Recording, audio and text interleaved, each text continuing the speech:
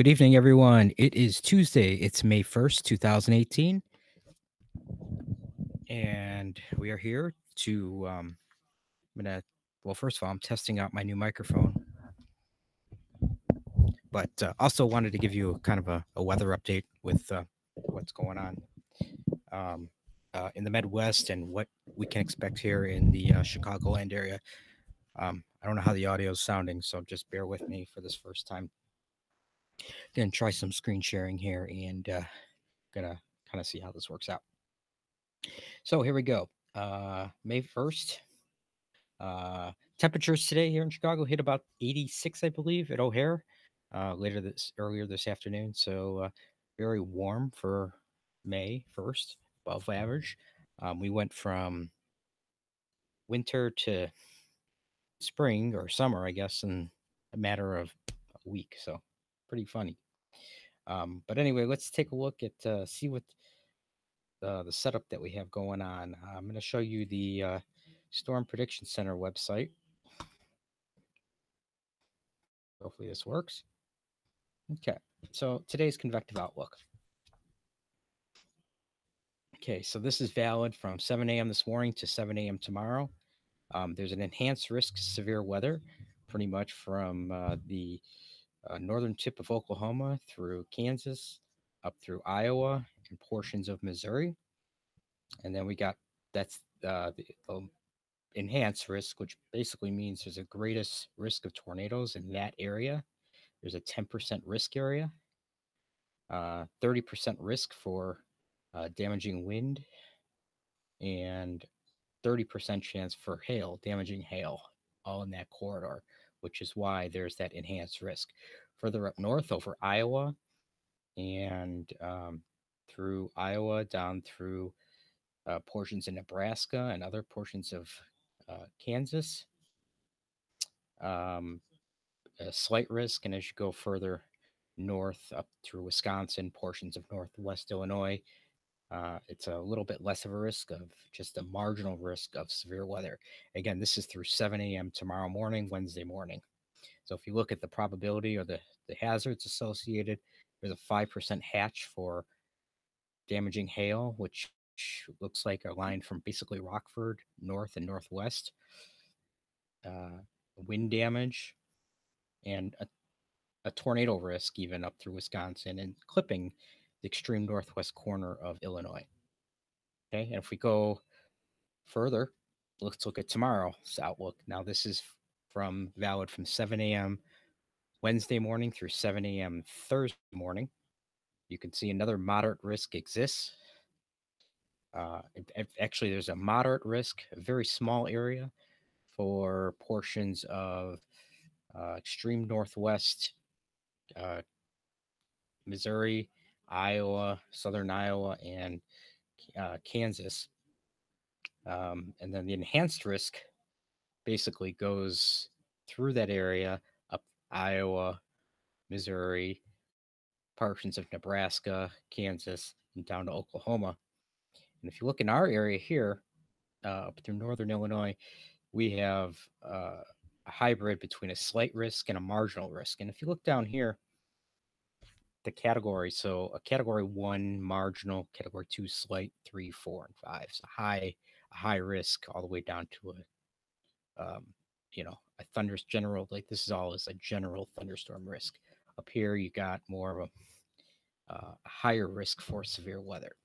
So that's through 7 a.m. on Thursday.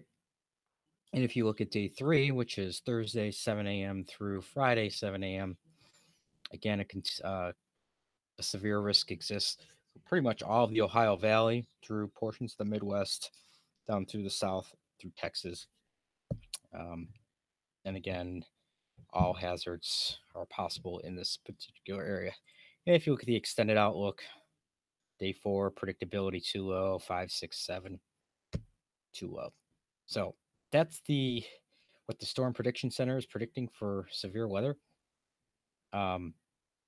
The other, let's take a look at what the radar looks like right now. So we got portions right now. This is active watches and warnings. So you got a watch box here of severe thunderstorm watch, basically from say south of Rochester, Minnesota, down through Iowa City, Cedar Rapids, Des Moines, um, and portions just to the west of or east of Sioux City. This is all a severe thunderstorm watch. Down over here, just west of Des Moines, you have a severe thunderstorm warning.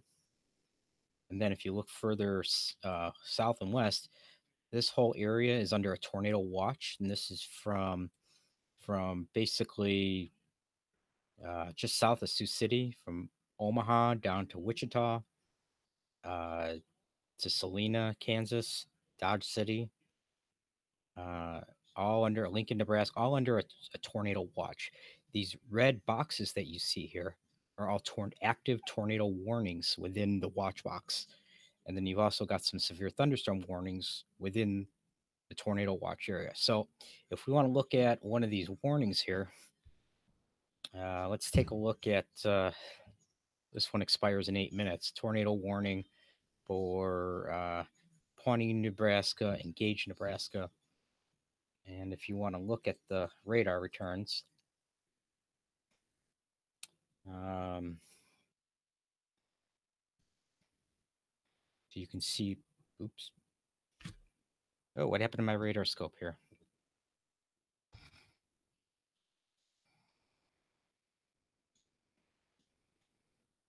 So you can see the thunderstorm, the set cluster of cells that are in this area here over Kansas. If you want to take a look at the velocity within these cells, and let's animate it, you could see, well, let's play it. You could see some rotation within the box here. So you got red, which means the winds are one direction, and then the different colors means the winds are veering to a different direction. So you got wind shear within this cell, and generally when you see this, uh, there is an indication of rotation within these cells. So this could indicate that there is um, a tornado within this area based on rotation and within the velocity. If you look at another tornado warned area up over Pawnee, um, this is all the wind is in one direction. Hang on, let's.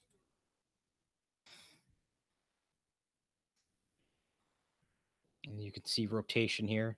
You got winds veering one way here and winds another way. So that's an indication of that there's potential tornadic activity within this warned area, which is why they would have issued the warning.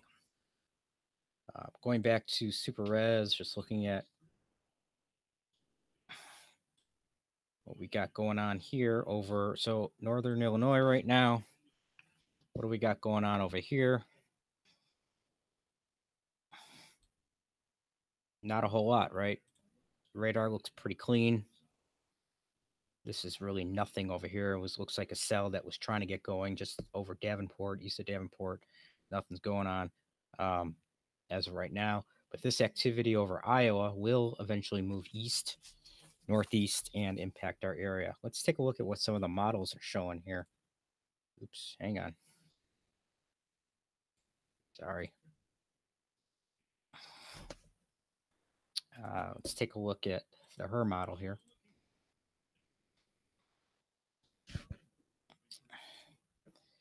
We'll look at the 23Z run. Okay, so this is about 7 p.m. or so. You can see the storms firing up over Iowa over here and Nebraska, Kansas. And these things are going to continue to march further east. This is about midnight tonight or 11 p.m. tonight, midnight, 1 a.m., 2 a.m. Nothing really over northern Illinois. It's all north over Wisconsin, Iowa, Missouri. This is about 2 a.m., 3 a.m., a little bit of cluster of cells over northern Illinois, possibly southern Wisconsin. It really doesn't get going in the northern Illinois area until about 6 a.m. tomorrow morning. So the morning rush hour may be impacted with some clustered thunderstorms, pretty much from a line, from Rockford, uh, northern Illinois down Rockford down through central Illinois, not west. And then around 7 a.m., you can see there's some isolated thunderstorms pretty much over northeast Illinois. This is not the main show. This is just some isolated garbage. Um, Skies should clear out sometime late morning, early afternoon, and then the next system will come through. So let's take a look here. This is the North America model, 3 kilometer model. So again, this is about 6 a.m. tomorrow morning. The high res model is showing a little bit the her model is showing a little bit more activity than the North America model, but you know, but the timing is about the same. About 7 a.m. tomorrow morning, see some thunderstorm activity over the Chicago area down through the I-80 corridor and portions of northwest Indiana. And then again, clears out. And then look at this. Tomorrow night, this is about 6 p.m. tomorrow night. You're going to see another line of activity develop. You got this big cluster of cells over Kansas and Nebraska, but in Iowa, but you're going to start seeing this stuff start to develop. This is the time period where we need to be concerned about severe weather, starting about 7 p.m. tomorrow night. You see some isolated clusters of cells developing. This is 9 p.m. tomorrow, 10 p.m. through about 1 a.m. So my guess is the time frame that we want to be concerned about severe weather, probably about 7 p.m. till midnight tomorrow. And then some of this stuff is just going to scatter out and become not as organized severe wise. If you look at one of the things we can look at to measure instability is what we can call the where is it here? The CAPE values. CAPE stands for convective available potential energy. And the higher the CAPE values, the more energy there is in the atmosphere to produce severe weather. So if you look at this, so it's measured in joules per kilogram, and the higher the number is generally speaking, the more energy there is in the atmosphere to create severe weather. So portions over Kansas and Nebraska, you can see there's 1,800 joules per kilogram of CAPE, whereas over northern Illinois, there's only 100, which is really nothing.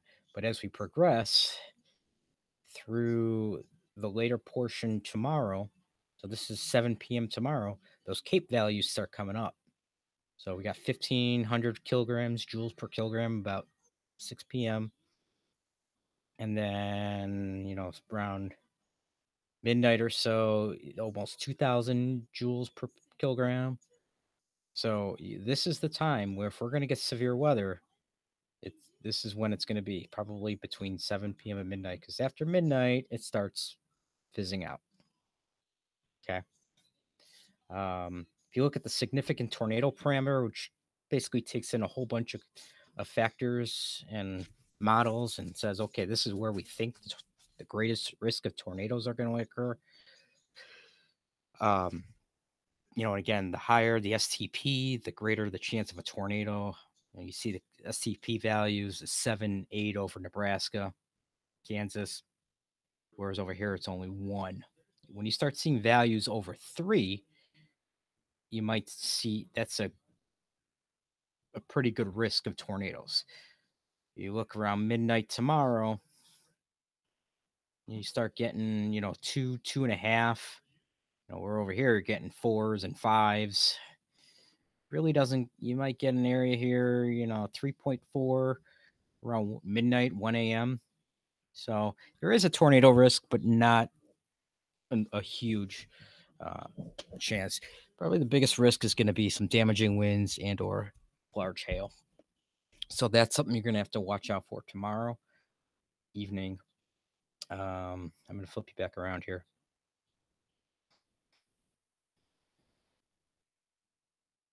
Where'd you go?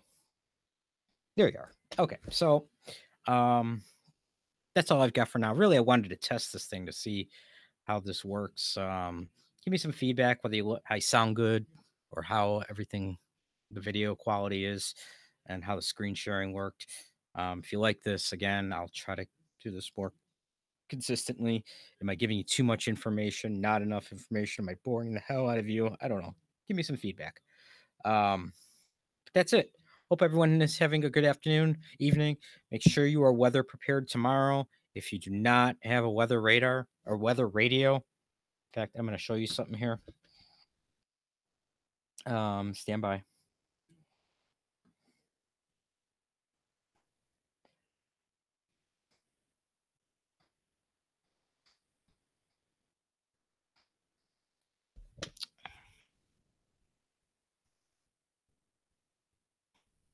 Okay. Go to Walgreens and buy this Midland weather radio. Okay. They're at every Walgreens. It's, I don't know if it says on here how much the price available in store. It's like $30. Okay. This thing is like a smoke detector in your house. It'll warn you when there's severe weather. Okay. And you can program it for just the area you live in. So it's not going to go off for areas that don't care about. Battery backup and everything. Okay. Go to Walgreens tonight, tomorrow, and get it. Again, it's a $30 investment. But that could save your life if there's a tornado or some hazardous weather. Anyway, I'm done. Have a good afternoon. Got to work tomorrow morning. So that's all for now. Have a good bye.